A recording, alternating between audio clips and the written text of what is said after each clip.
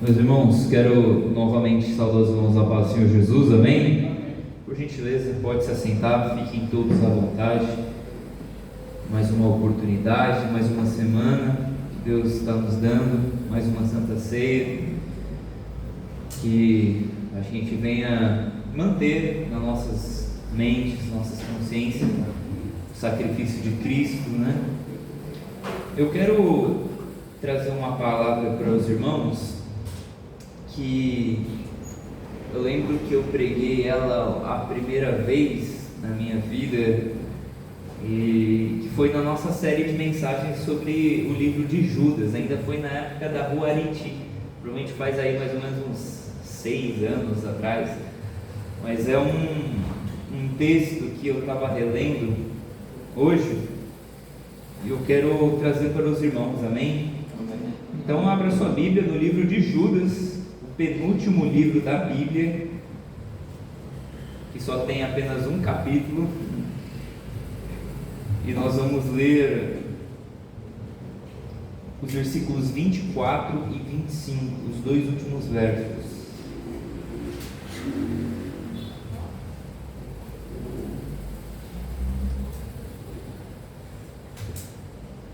Lá no finalzinho, antes de Apocalipse, Judas, capítulo 1, versículo de número 24 e 25. Amém? Que diz assim: ora, aquele que é poderoso para vos guardar de tropeçar e apresentar-vos irrepreensíveis com alegria perante a sua glória, ao único Deus, Salvador nosso, por Jesus Cristo, nosso Senhor, seja glória e majestade, domínio e poder, antes de todos os séculos, agora e para todo sempre. Amém. Quero falar sobre essa doxologia, essa adoração que Judas faz aqui nesses últimos versos da sua carta, falando sobre o único e poderoso Deus. Ele enfatiza aqui, né? Bom, primeira coisa que a gente tem que lembrar é que Judas escreve essa carta com o objetivo de proteger os irmãos contra a infiltração dos falsos mestres. Naquela época, os irmãos sabem que as heresias se multiplicavam grandemente, e o objetivo de Judas era falar mais coisas sobre a nossa salvação, sobre o que somos em Deus. Só que ele diz que ele teve que desviar o assunto, ele teve que falar sobre outra coisa. Olha só o versículo 3 e 4 dessa carta, que diz assim: amados, procurando eu escrever-vos com toda a diligência acerca da comum salvação, ou seja, ele queria falar sobre a nossa salvação, ele tinha outros temas, outros assuntos mais profundos, só que ele teve que mudar o rumo da sua carta. Ele disse assim: tive por necessidade escrever-vos e exortar-vos a batalhar pela fé que uma vez foi dada aos santos. Então ele mudou toda a prosa, toda a temática da carta. Agora, o que estava acontecendo naquele ambiente? Falsos mestres se infiltravam, se introduziram, pervertendo a graça de Deus, pervertendo a mensagem. Olha o que ele diz no verso 4: porque se introduziram alguns que já antes estavam escritos para este momento, para esse mesmo juízo, homens ímpios que convertem em dissolução a graça de Deus e negam a Deus, único dominador e Senhor nosso, Jesus Cristo. Então, olha só que interessante. Tem um escritor, um comentarista chamado William MacDonald, que ele diz que Lucas escreveu os Atos dos Apóstolos e Judas escreveu os Atos dos Apóstatas. Ou seja, aqui ele vai descrever como que os falsos mestres eles agem, qual que é a sua motivação, que é o dinheiro, que eles se infiltram e o que eles fazem? Só quero que os irmãos se atentem a essa frase: dissolução da graça.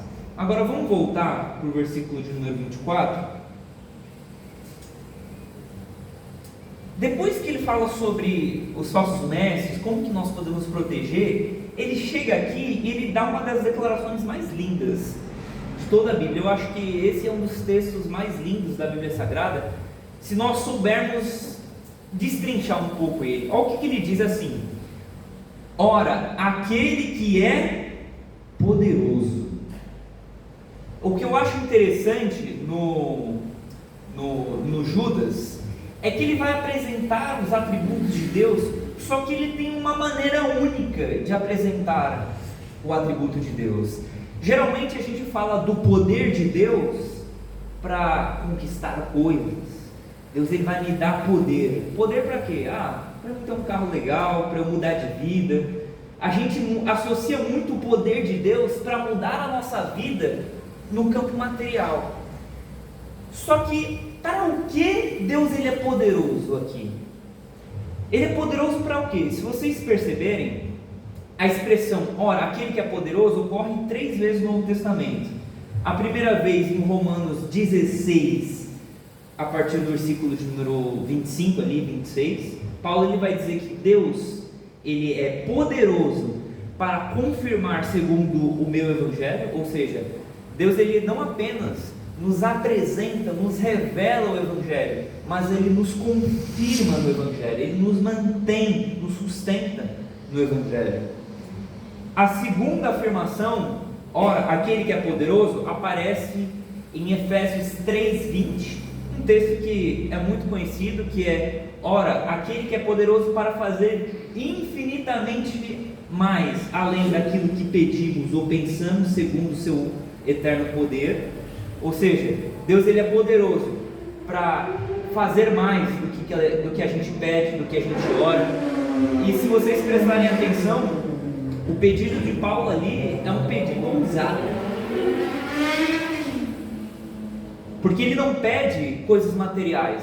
Ali em Efésios 3, ele está dizendo: Deus, a minha oração é para que os irmãos entendam a largura, a profundidade, o cumprimento do amor de Deus, e nós sejamos todos plenos, cheios da plenitude de Deus.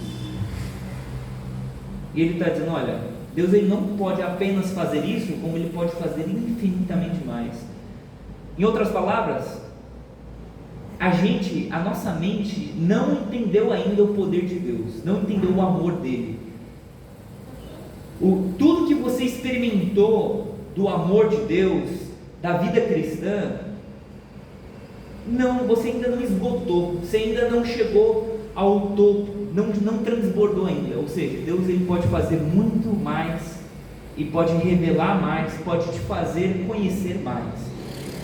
Agora, aqui chega essa afirmação: ora, aquele que é poderoso, para quê? Para nos guardar de tropeçar. Essa palavra tropeçar, guardar de tropeçar aqui, a imagem que Judas quer trazer é o termo ele é associado a um cavalo que ele caminha, ele cavalga, você pode cavalgar nele sem tropeçar, ele não cai. E ele usa essa imagem para assemelhar que na nossa caminhada cristã, nós podemos caminhar, apesar das pedras do caminho, nós não vamos tropeçar e nós não vamos cair, porque Deus ele é poderoso para nos manter de pé. Ele é poderoso para nos firmar. Só que presta atenção, o que é tropeçar aqui? Tropeçar é você pecar? Pode ser também. Mas aqui, o que ele quer enfatizar? Lembra dos falsos mestres? Lembra das falsas heresias? Deus, ele vai nos guardar, primeiro, do conteúdo dessa mensagem errada, herética, deturpada. Ou seja, ele vai nos dar uma mente capaz de discernir o bem e o mal, a verdade da mentira. Então a gente vai ser blindado contra essas heresias, e ao mesmo tempo nós seremos blindados de cair no erro que essas heresias propagam. Porque a gente não pode ser, irmãos, ingênuo de pensar que uma heresia, ela não vai mudar nada. Não, é só uma heresia, é só uma coisa errada. Toda heresia, ela carrega uma prática. Toda heresia, ela carrega, né? Como a gente diz, não podemos dissociar teologia de prática, ética de moral. Nós não podemos dissociar uma doutrina da nossa vida. Então, alguém que está ensinando algo errado, consequentemente, ele vai direcionar a vida prática das pessoas de maneira errada. E lembra que eu falei sobre a dissolução da graça, que é o termo que Judas fala? O que é a graça de Deus? O que o nosso irmão Michel acabou de falar sobre a graça de Deus? A graça de Deus, lembra da definição que a gente aprende na escola dominical? Graça é favor não merecido ou imerecido. Só que o que essas pessoas pegavam a graça de Deus e faziam o quê? Bom, se a gente é salvo por um favor que nós não merecemos, então vamos continuar não merecendo a graça de Deus, né? Vamos continuar errando. Se eu errei e a graça de Deus me perdoou, então eu posso errar mais, que a graça de Deus vai continuar me perdoando. A favor, eu não vou merecer de qualquer jeito, né? Ou seja, eles tiveram uma dissolução da graça. Eles perverteram que a graça, porque graça, ela te dá liberdade, mas ela não te dá libertinagem.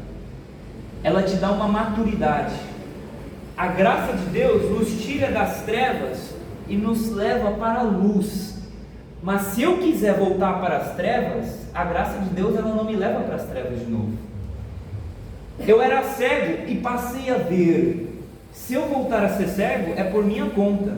Não é que a graça de Deus vai continuar me dando visão se eu vou continuar colocando cera nos meus olhos ou algo nos meus olhos. Ou seja, isso significa que Deus, ele nos protege dessa perversão, não apenas do conteúdo, mas também de cair. Agora, ele cita mais outra coisa que Deus, ele faz por nós. Ora, aquele que é poderoso para vos guardar de tropeçar e apresentar-vos irrepreensíveis. Essa linguagem apresentar, ela lembra os sacrifícios que eram feitos no Antigo Testamento. Se você pega, no Antigo Testamento era apresentar um animal imaculado, sem mancha. Tanto que se os irmãos pegarem outras traduções, vai trazer assim: apresentar-vos sem máculas, sem manchas. O animal, ele tinha que ser sem defeito, ele tinha que ser puro. Só que olha que interessante aqui.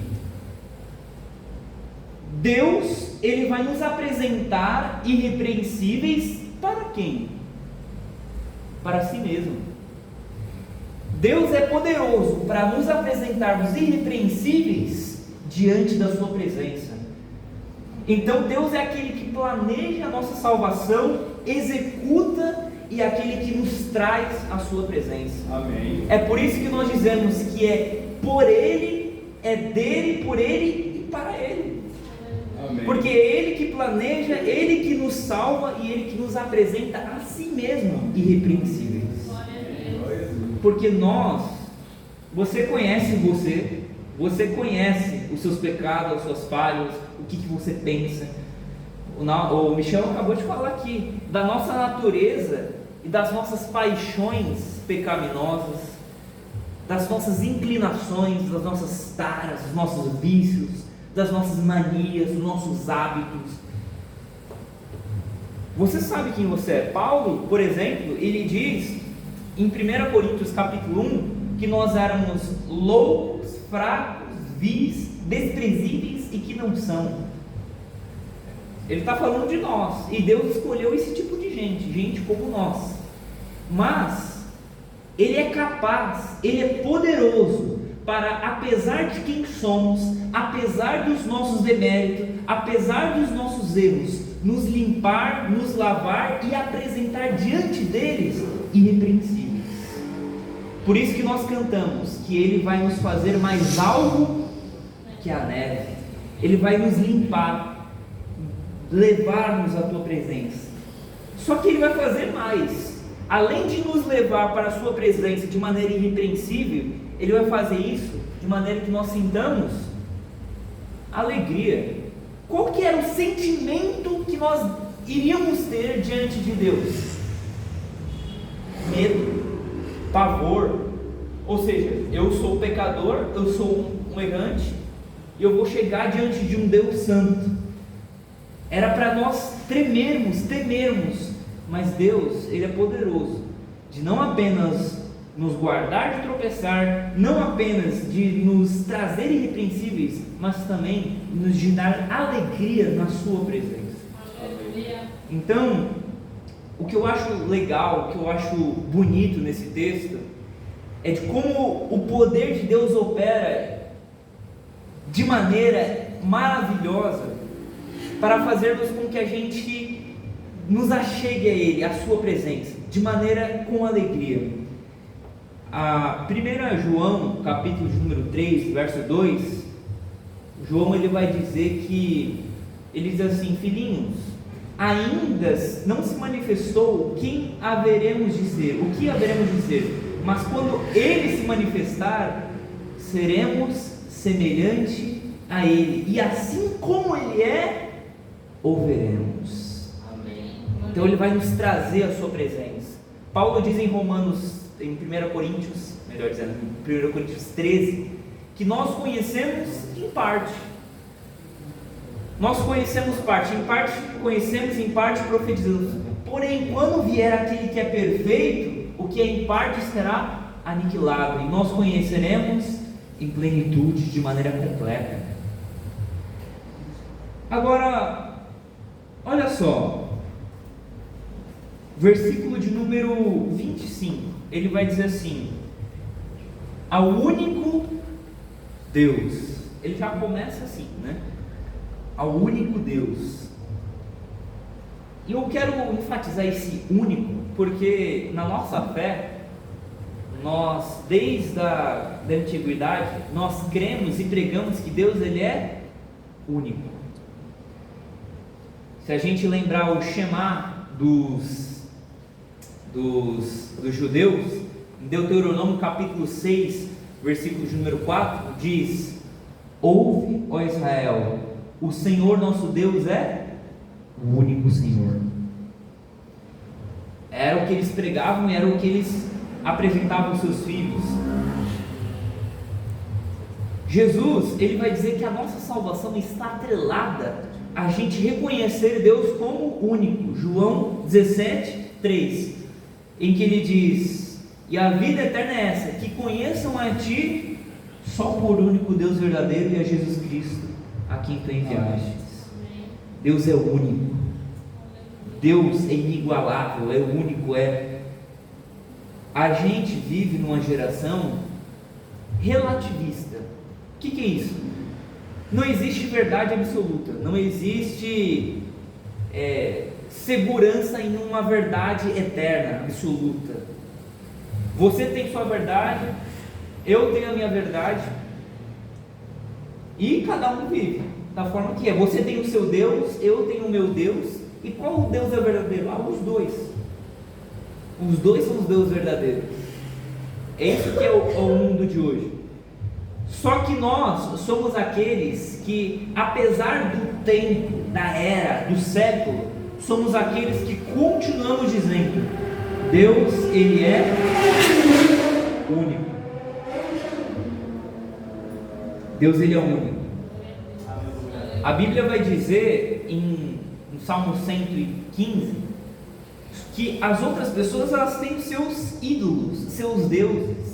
E ele vai dizer que o ídolo, o que é um ídolo? O ídolo é uma estátua, é um Deus que tem boca, mas não fala, que tem olhos, mas não vê, que tem ouvidos, mas não ouve, que tem pés, mas não anda, e que tem mãos, mas não apalpa.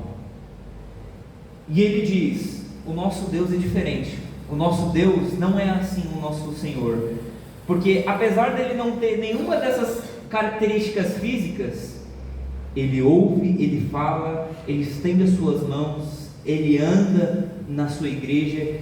Ou seja, o nosso Deus, ele é único, ele é real e ele é vivo. A gente pode orar e ele pode responder, ele pode falar conosco. Ele é o único Deus, Salvador nosso, por Jesus Cristo, nosso Senhor. E aqui, para concluir, ele vai apresentar 4 características de Deus: glória, majestade, domínio e poder. Vamos falar bem rapidamente sobre esses 4. O que é, primeiro, glória? Glória, numa tradução literal, seria como presença. A Bíblia fala de glória em 3 sentidos. Primeiro, presença. É uma presença de Deus que é algo que a gente não consegue sentir em plenitude. Nenhum ser humano, nenhum ser consegue sentir a glória de Deus em sua plenitude. Você quer ver um exemplo? Isaías capítulo 6. A Bíblia vai dizer que Uzias, no ano que morreu o rei Uzias, o que aconteceu com Isaías? Ele viu o Senhor em um alto sublime trono, e a aba das suas vestes encheu o templo. Só que ele não apenas viu o Senhor em um alto sublime trono. A Bíblia vai dizer no verso 2 que ele viu os serafins, uma classe de anjos. E olha que interessante, eles viviam com Deus e tinham 3 asas. Para que serviam as 3? 6 asas, desculpa, 6 asas. 6 asas, com 2 cobriam o rosto, com 2 cobriam os pés e com 2 voavam. E o que eles diziam uns aos outros? Santo, santo, santo é o Senhor dos exércitos, a terra está cheia da sua glória, sua presença. Só que a presença de Deus, ela é tão intensa, ela é tão profunda, ela é tão forte, que os anjos, eles tinham que cobrir o seu corpo, a sua cabeça, os seus pés, porque a presença de Deus, ela é intensa. Se a gente pega Apocalipse capítulo 1, Jesus glorificado, a Bíblia vai dizer que João, ele estava na ilha de Patmos e ele ouviu uma voz de trás dele que dizia: o que vês, escreve um livro e manda 7 igrejas. E quando ele vira, a Bíblia diz que ele viu um homem glorificado, 7 estrelas, e Jesus, o Filho do Homem, glorificado. E ele diz que o seu rosto é como o sol no seu fulgor, na sua maior intensidade. Ele diz que a presença de Jesus era tão intensa que quando ele olhou para trás e viu Jesus, ele caiu aos seus pés como morto. Presença, a glória de Deus é uma presença que, se os irmãos prestarem atenção em alguns textos, a palavra glória traz a ideia de luz, fulgor, resplendor, brilho. É uma presença que irradia luz. Quer ver um outro exemplo? Êxodo capítulo 34, versículo 33, vai dizer que quando Moisés está na presença de Deus, orando ali com Deus, quando ele sai, o rosto de Moisés começou a brilhar, só dele ter passado um tempo na presença de Deus, a tal ponto que ele diz que a Bíblia vai dizer que ele tem que colocar um véu, porque os israelitas tentavam olhar para ele e não conseguiam. O rosto de Moisés estava irradiando brilho. E só para finalizar esse ponto, se os irmãos pegam Atos 9, Paulo, quando ele está descendo para Damasco, a Bíblia diz que ele viu Jesus.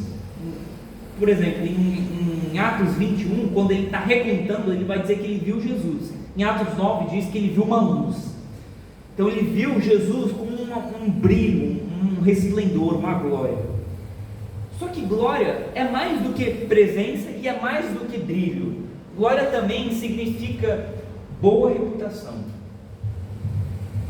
algo que é glorioso, elogiável.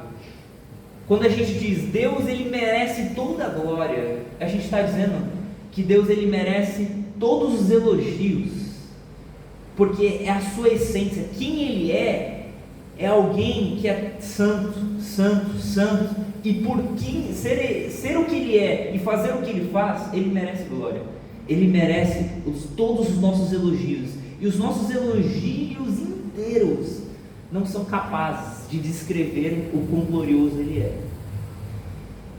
Só que tem mais, ele diz glória e majestade. Majestade significa ser supremo hierarquicamente, maior hierarquicamente. Então pensa aí que você tem policiais, você tem juízes, você tem presidentes, só que na hierarquia, Deus é aquele que está, Ele é supremo, e Ele está numa classe, num patamar maior, Ele é majestoso, Ele é o maior. Por isso que a gente diz, a Bíblia diz que Ele é o Rei dos reis, Ele é o Senhor dos senhores. Então não existe alguém maior que Deus. Quem está acima dele? Só Ele mesmo. Domínio. Aqui domínio refere-se à extensão da sua autoridade. Ele não apenas tem um poder de autoridade, mas essa autoridade, ela se estende a tudo e a todos. Não existe ninguém que esteja sob o domínio de Deus. Tudo está sob o seu domínio. Um exemplo, Jesus quando veio para a terra, a Bíblia vai dizer que Ele curava todas as enfermidades. Não existia enfermidade incurável, não existia problema insolúvel, não existia impossível para Jesus, pois Ele realizava os impossíveis. Enfermidades, demônios. Marcos capítulo 5 vai dizer que o endemoniado gadareno tinha uma legião de demônios. Algum vai dizer que uma legião era o nome atribuído às tropas romanas, que era o que? O Cauê que sabe mais, é 6 mil, seria aproximadamente 6 mil soldados de uma tropa romana, e esse nome é atribuído ao endemoniado gadareno. Ou seja, imagine alguém que está possuído por mais de 6 mil demônios. E aí, quem que ganha essa batalha? Jesus ou 6 mil demônios? Tem um meme assim, né? Jesus, Ele limpa, Ele manda que aqueles demônios saiam dele. Os demônios respeitavam e tremiam diante dele. A Bíblia vai dizer que os demônios não apenas creem, mas tremem diante de Jesus. Seu domínio sobre a natureza. A Bíblia vai dizer que Jesus, Ele pega outra margem no barco, juntamente com os seus discípulos, Ele vai para o outro lado. E aí Jesus vai dormir, vai tirar uma soneca, um sono, e de repente a Bíblia vai dizer que vem os ventos, os vendavais, uma tempestade, e de repente os discípulos acordam Jesus falando assim: Senhor, não tem problema para o Senhor que a gente vai morrer? E aí Jesus, Ele acorda e fala assim: aquieta-te, vento, acalma-te, mar. E a Bíblia vai dizer que a tempestade passou, houve bonança. E o que os discípulos perguntavam um ao outro? Quem é esse que até o vento e o mar ordena e eles lhe obedecem? Poder de Cristo sobre a natureza. Então olha só, até aqui a gente viu o poder de Cristo sobre as enfermidades, o poder dele, o domínio dele sobre os demônios, o domínio dele sobre a criação, o domínio dele na área política. Jesus, ele enfrentava, ele sabia, ele tem um poder sobre as autoridades. A Bíblia diz que nenhuma autoridade vem a não ser por Deus, sem a permissão dele. Jesus chega diante de Pilatos e Pilatos fala assim: olha, você está aqui na minha presença, tem aqui os seus acusadores, você não vai falar nada?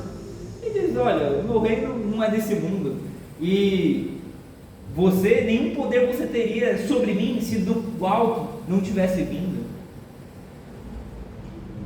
Ele pega, Jesus fala assim: olha, manda falar para aquela raposa, referindo-se a Herodes, que eu curo hoje, morro amanhã e ressuscito depois. Manda eles falarem que eu não estou nem aí, eu vou fazer o que eu vim fazer aqui nessa terra. Ou seja, ele tinha o poder e o domínio sobre tudo. Olha só, por último, para a gente concluir: glória, majestade, domínio e poder. E eu acho que aqui as pessoas se enganam, falando, por exemplo, que Deus ele é uma força maior. Já viram essa expressão? Eu acredito em uma força maior. O que é força maior? Força é uma força que é maior do que você? O Sol é uma força maior, o Sol é mais forte do que você. Deus ele não é uma força maior. Deus não é alguém que é o mais poderoso. Eu acho que quem diz que Deus é o mais poderoso, ele está sendo ingênuo, porque não existe nenhum poder que não emane de Deus. Deus ele não é alguém que tem poder, ele é todo poderoso. A sua essência é poder, ele emana poder. Não existe poder que não emane, não saia, não tenha como fonte Deus.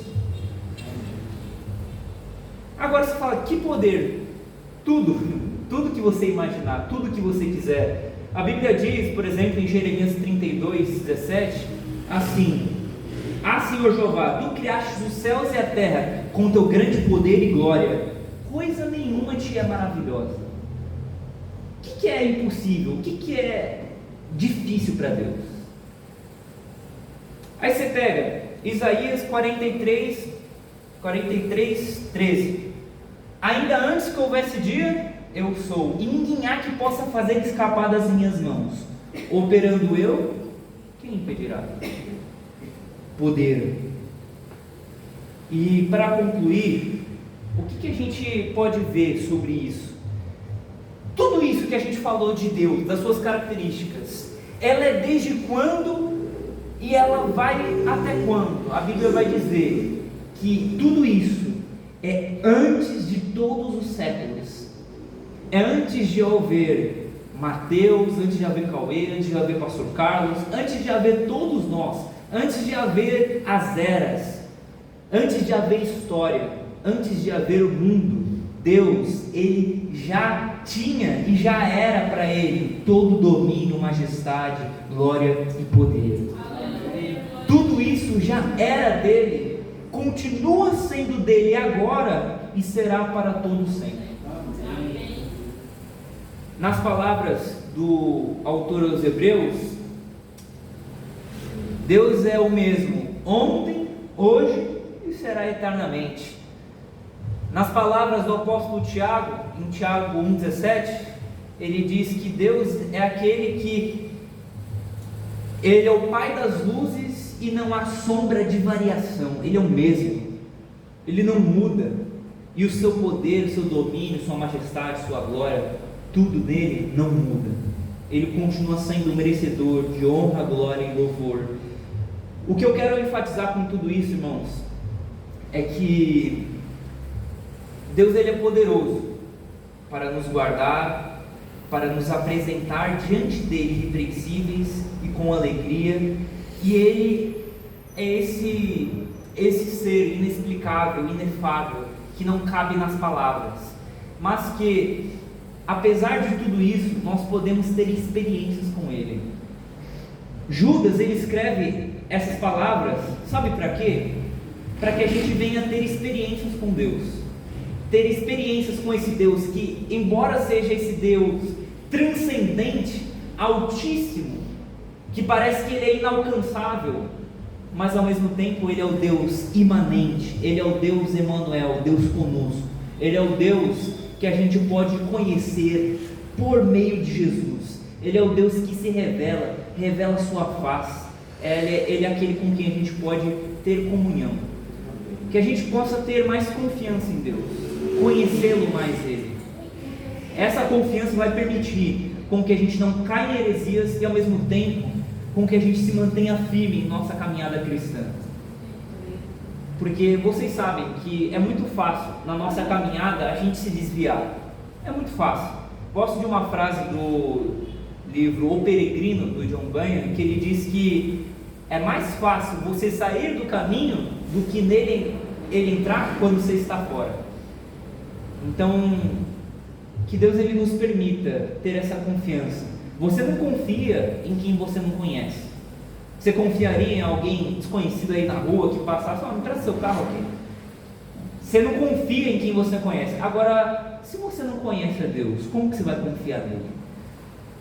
Então, que a gente possa conhecer mais a Deus, e na medida em que conhecermos, a gente poder aumentar a nossa confiança nele. Amém? Deus nos abençoe. Agradeço por dar a Jesus. Amém? Pastor Carlos.